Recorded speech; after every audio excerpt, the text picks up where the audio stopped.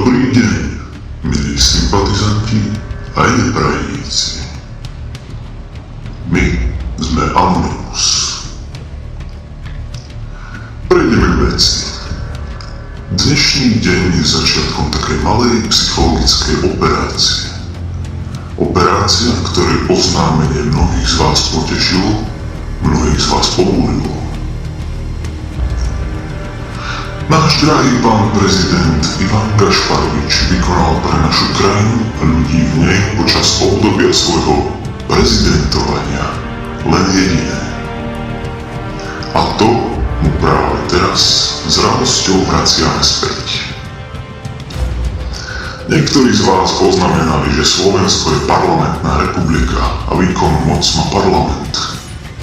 Áno, to je síce pravda, ale to znamená, že sa máme zmieriť s tým, že náš prezident je len obyčajná bábka, ktorá 10 rokov sedí na jednom poste a nemá možnosť nič zmeniť.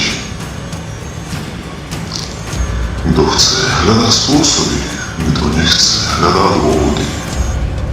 A tak je tomu aj v tomto prípade.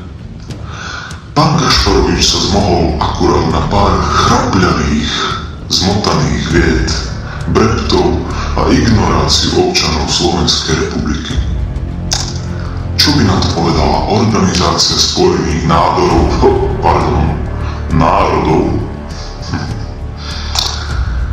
A vlastne OSN sa z diaľky len posmieva, ako je náš neschopný pán prezident rádokarát.